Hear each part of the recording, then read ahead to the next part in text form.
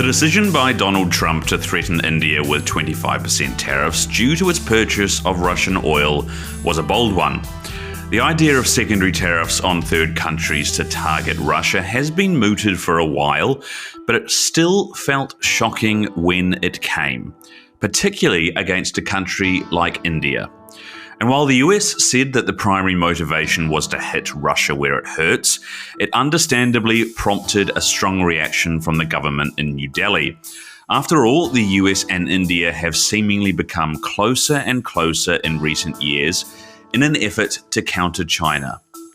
So, today on the podcast, I'm joined by GPF Chairman and founder George Friedman as we take a look at why the US government was willing to hit India, whether it was actually about Russia at all, and what it says more generally about Trump's grand strategy.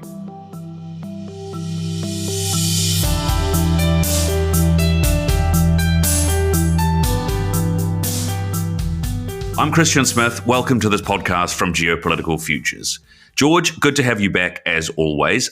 These tariffs are due to come in, I think, later on this week. I think Wednesday, the 27th, specifically. Just talk us through why Trump's done it in the first place. I think he had two reasons.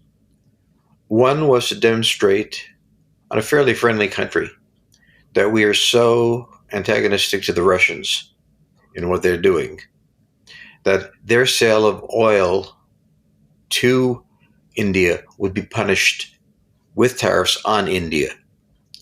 But they also had another thing, which is with China. China sees India as a threatening force, is the way I would put it. They have fought border battles. They also see India as emerging as a threat to their markets and so on. The United States wants to have a better relationship with the Chinese. And I think part of this action on India was a signal to the Chinese that we are not ganging up on you.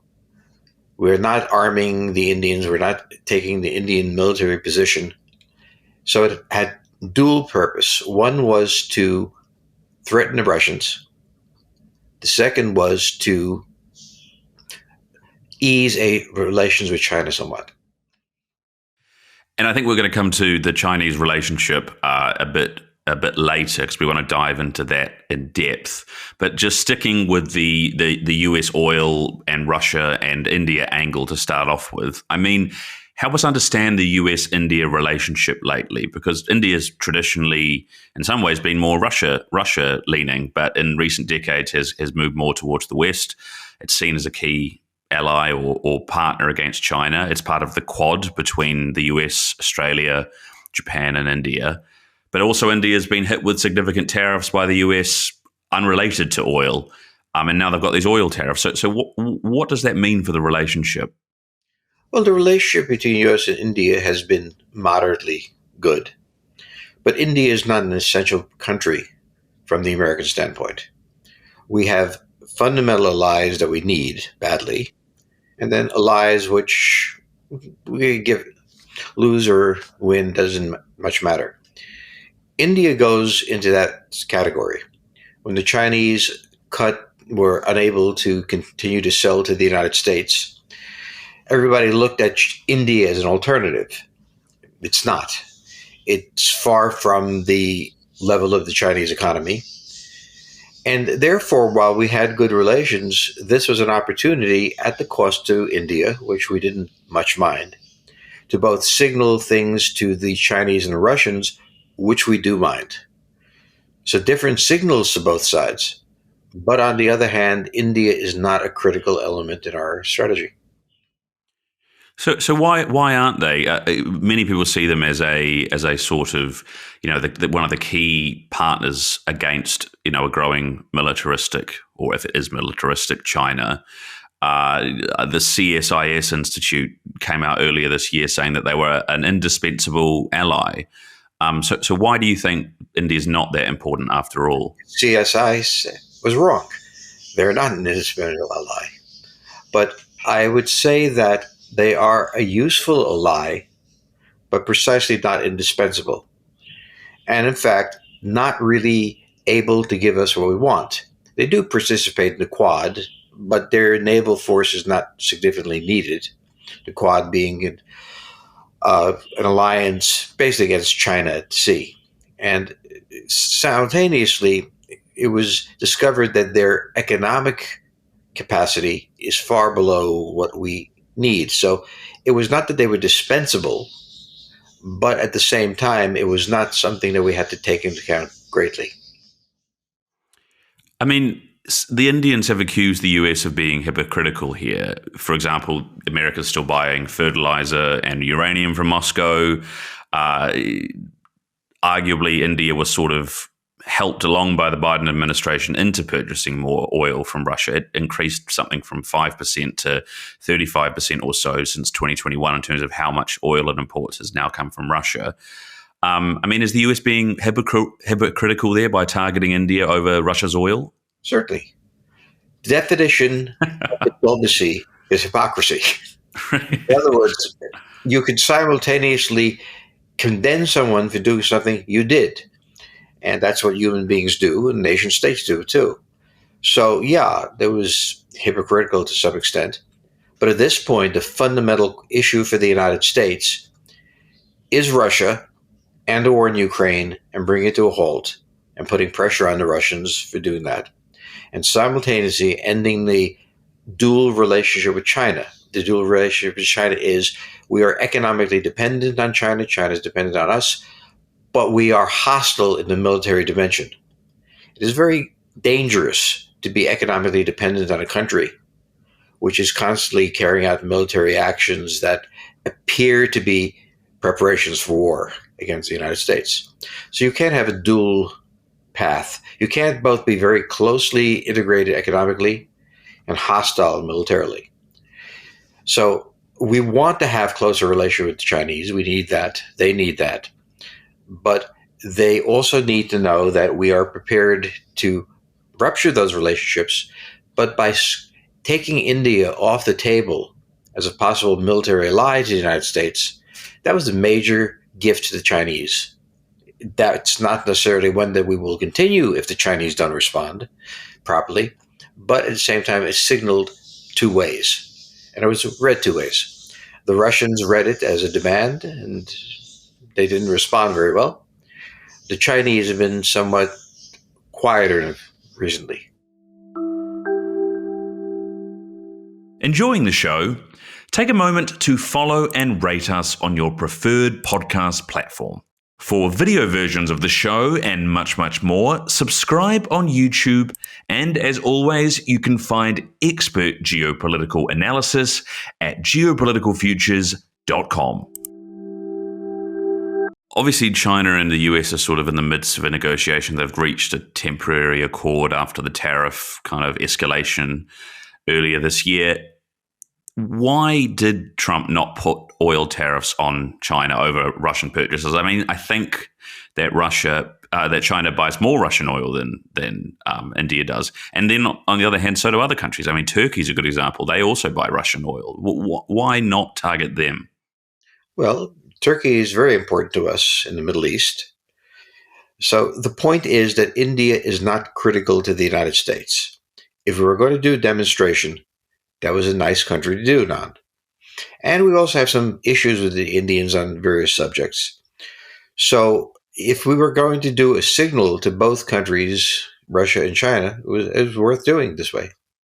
I mean, on that, Ashok Malik, who I believe used to work for the Indian Department of Foreign Affairs, wrote in the Financial Times last week that basically these oil tariffs aren't really about Russian oil or anything. They're about pressuring India into the broader trade agreement that the US wants. I mean, you mentioned other issues with India.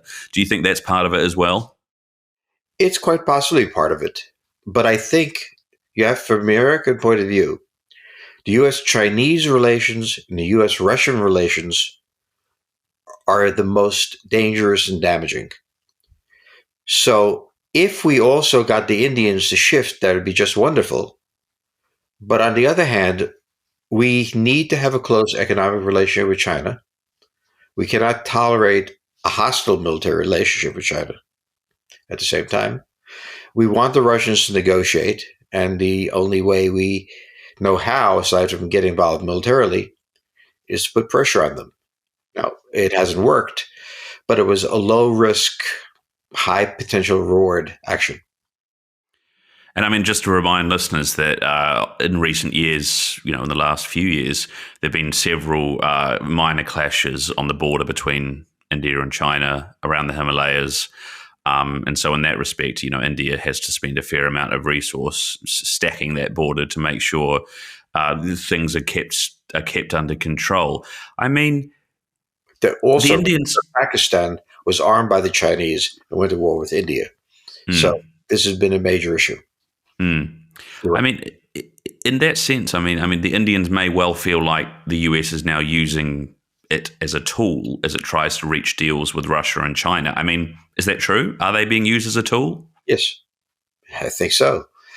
And one of the problems with not having equal powers as Russia and China might have with the United States is that you might get used as a tool. This is in the nature of things. Now, undoubtedly, these tariffs will be stopped in due course. They will only be for a time, but at the same time, this is the problem of weaker nations trying to play games with very strong nations. They get used. Well, I mean, some of the consequences that have been pointed out of that already is that, India's quite rapidly gone to make better friends with China now. I mean, for the first time in about 7 years, I think Prime Minister Narendra Modi is going to be visiting China and meeting Xi Jinping. Should the US care that this kind of diplomatic friendliness has now popped up, that India and China may now be eager to kind of, work together against the US, for example? I think the message was, we're not after you. The Chinese responded with better relations, and that's just fine from our point of view. Something you have to understand U.S.-Chinese relations that happened. The Taiwanese government announced a 20% increase in defense spending, something we wanted to have. The Chinese did not go crazy about it, nor have they, in response, as they frequently did, send ships to practice a embargo on Taiwan. None of these things have happened. The Chinese response to what Taiwan did was very mild, and over the past few months, the Chinese have reduced, to some extent, the amount of naval exercises they carry out. So there's many dimensions in the U.S.-Chinese relationship. India is simply an example, a low-cost example for the United States. If we did this, we're obviously not going to be going into an alliance with China and with India. And China dreaded that possibility because it would have threats from the sea and from land if that happened. So when you look at what the Chinese did in response was, yes, the Indians increased their relationship with China, which didn't bother the United States. But they also did not respond the way they normally do. Remember, the Chinese are having deep economic problems, especially in their real estate sector. In China, owning real estate is like putting money in a bank. When the Chinese economic boom ended, it ended with a crisis in the real estate markets. Now they're having another crisis, this kind of banking crisis. They've been badly hurt, much more badly than the United States, by the tariffs. The United States has also been hurt, but not that much. The Chinese need the United States very badly economically. The United States is prepared to have that relationship. The United States is not prepared to have that relationship while they're trying to blockade Taiwan. So the India move was a lever, to some extent sacrificing relationships with India, but the Indians really can't afford a confrontation with the United States. They may do one or two things, but we had that ability. It did not work with the Russians. The Russians were not impressed, or at least not yet impressed, by the possibility of putting sanctions on other countries of trade. But remember, if we're willing to put sanctions on India, then certainly we're willing to put sanctions on other countries. So it was a signal that with a significant power, we are prepared to punish them for trading with Russia, at the same time indicating to China that we're not going to be an ally of India. You don't have to fear us. And so it was strategically, I think, a good move. Didn't work with Russia yet. Don't know if it will. But certainly China has eased up a bit. Now, how long that will last, I don't know. Other things have to happen. Well, India has we'll come on to this again in a minute, but India has said, I think, just around, we're recording this on Monday and the 25th of August, and I think today or yesterday they were saying that they're going to carry on buying Russian oil if it's if it's the best deal. We'll come back to that in a minute, but let's just stick with China for the moment. You've started to touch on it there, George. Let's dive a bit more into what America wants out of its relationship with China now. We obviously had these huge tariffs earlier this year. There's obviously huge disagreement in the US and globally about whether or not the US and China are in a second Cold War, whether there's this Thucydides trap idea, whether they're doomed to conflict. After those tariffs and the idea that China is ripping off America, what do you think the government in the US wants with China now? It wants, number one, for the Chinese to halt their aggressive moves on Taiwan, not only because they care about Taiwan, but they simply want the Chinese to be less aggressive. The fundamental interest of the United States with China is not going to war with China. That's just number one. The same imperative as there is with Russia. Do what we can, but don't go to war. Okay? The Chinese, in a way, have a weaker hand in the sense that their economy is their gold, their reputation is everything. But you have to remember that economy began to grow based on exports to the United States and investment from the United States. It's very heavily tied into the United States in fundamental ways. The United States is also tied into China, and we have some pains, but we're not fundamentally dependent economically. So what we want from the Chinese is a lowering of their aggressive stance in the region. We don't want a war with them. We'll happily trade with them, but that's our price. So far, in little show with Taiwan, they seem to have calmed down. With Russia, we simply want to make it clear that we can do massively more damage to the economy than you already have by this war. So basically, even with the Russians, we want to have a different relationship. Trump has said that, and it's logical. Russia is a very interesting country if it's not at war. It has a large, sophisticated workforce. It has cheap land all over the place, many resources we could buy. There are hedge funds, as I've said, growing for investments in Russia finally. So the Americans want at this point to lower the military confrontation on both sides and increase economic cooperation. So they look at China as if they were not pretending to be an aggressive power, which they are not really aggressive, they just do the act. And with Russia to say, look, you can have a lot to gain by stopping the war in Ukraine. So oddly enough, because you don't think of Trump as necessarily a peacemaker, that's what he's trying to do with both of the countries. And the Indian move was a very small move in that direction, signaling one thing to the Russians, another thing to Chinese.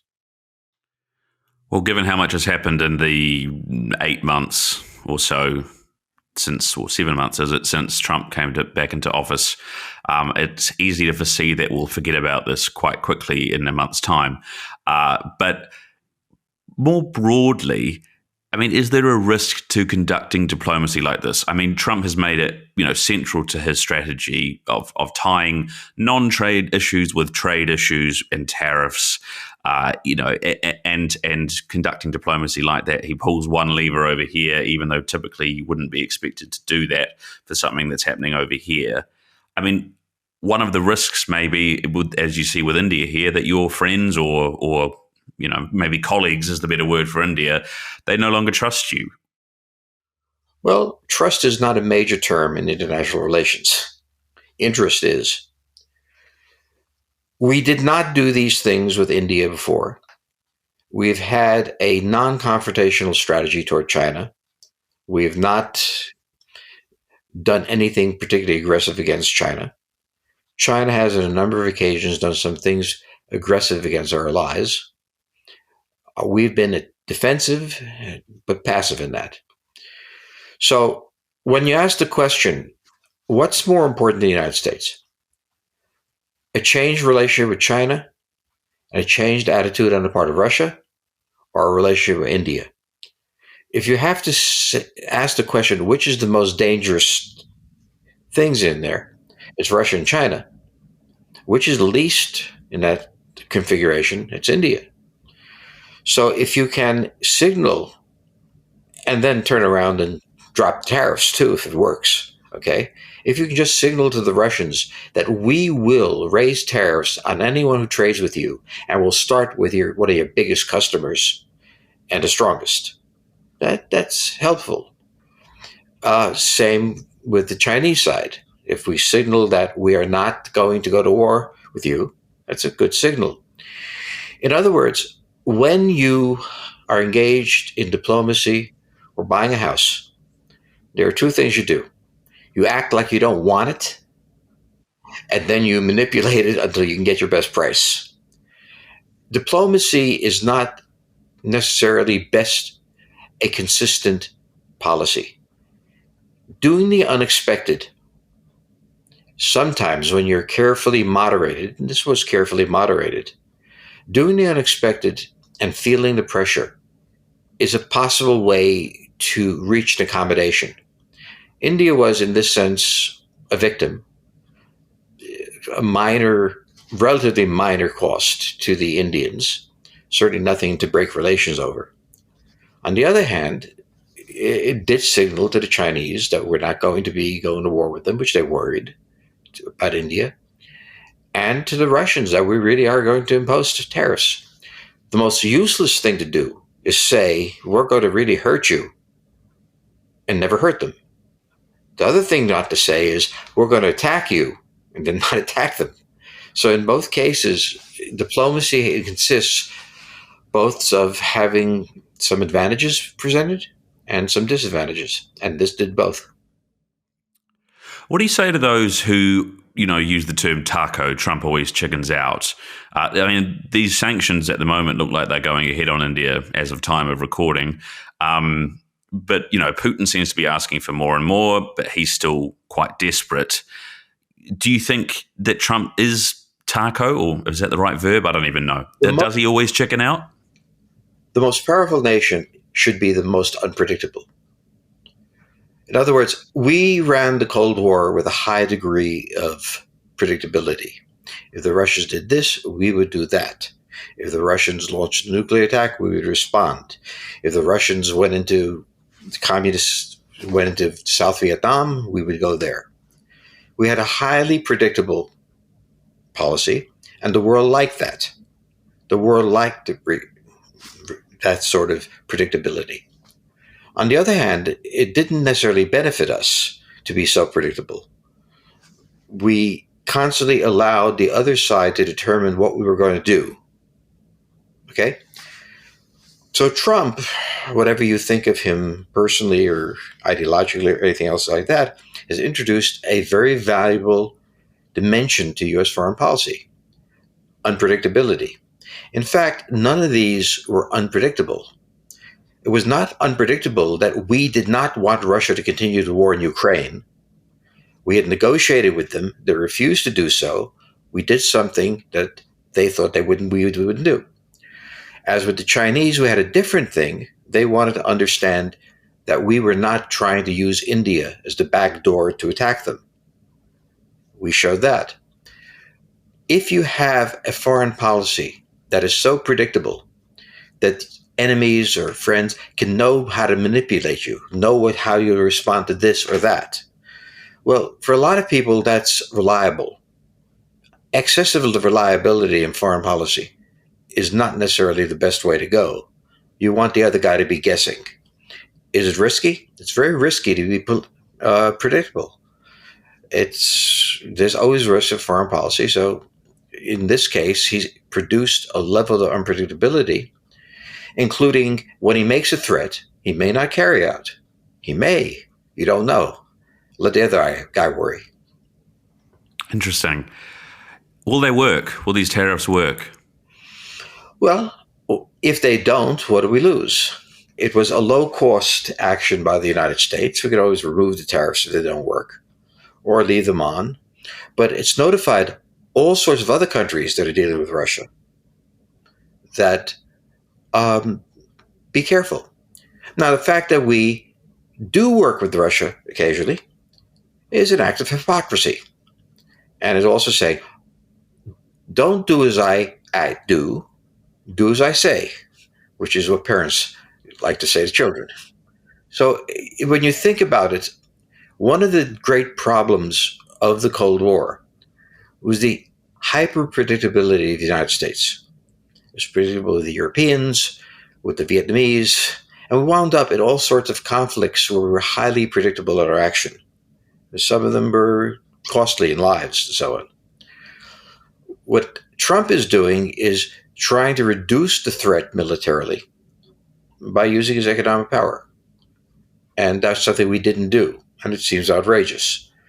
On the other hand, other countries do it all the time. So my point here is that if you want a low-risk action against a potential military competitor, economics is a good way to do it. And I mean, there was obviously talk from Trump himself. I could be wrong there, but from others as well that these secondary tariffs should be 200%. At the moment, they're only 25%. I mean, was the reason he's done it like that to protect the relationship with India? No, I think Trump babbles. But it's not a bad thing to be incomprehensible and untrustworthy, because that increases the other side's anxiety. So he pulled a number out of the hat. He didn't know what it was going to be. And he's constantly shifting. So one of the things the United States has done is, I don't think he planned this. I think he forgot what the number was. And he said it was going to be 200% or whatever it is. But he threatens. Sometimes he carries it out. Sometimes he doesn't. Sometimes he does something he didn't even talk about. It's an extreme form of foreign policy for the United States, but a very common form between relations with other countries. So between other countries with each other. So in fact, it is in some sense a return to the norm. The period from 1945 to now was not the norm, where the United States was an utterly predictable country, utterly willing to carry out actions not much in our favor, and so on and so forth. Now, Trump is engineering this. There are more ways that he could possibly do it. But the very fact that he's so unpredictable scares other nations and gives us an edge. George, final question, bringing it back to India. I mean, India, as you say, it's no China economically, and there's no war involving that the US is trying to stop with it, as there is with Russia. But it is the largest country by population now in the world. It is, an emerging country, an emerging power, and will probably be far more significant globally than it is now in the coming decades. So is there a risk here for the US and the West more generally of alienating India? Or is that not really how geopolitics works? Well, you can be insulted by somebody in a business deal and still do the deal because you have to. In the same way here, the United States is the largest economy. The Chinese is second, but its per capita income is terrible. It's like 69th in the world. This is the market you have to have if you're going to be a global economic power. Can the Indians do without the United States? Probably not. Can China do without the United States? Hasn't been able to. So when you take a look at the necessity and the insult You live with the insult. You do as necessary. So this is not something that we're going to be talking about in 30 years. This was a passing thing. It might go away in a few days. You don't know. But it really was not directed against India. It was abusing India as a demonstration point. And in that sense, I've no doubt that India will emerge very significantly as an economic power, but not without a good relationship with the United States economically. It needs access to that market. So it's something we can afford, I think. George Friedman, thank you very much as always. And thank you out there for listening to this episode from Geopolitical Futures. We'll be back again with a new podcast soon. But until then, you can go to the geopoliticalfutures.com website to read much more about all of this. And otherwise, we'll see you later. Take care. Goodbye. Take care.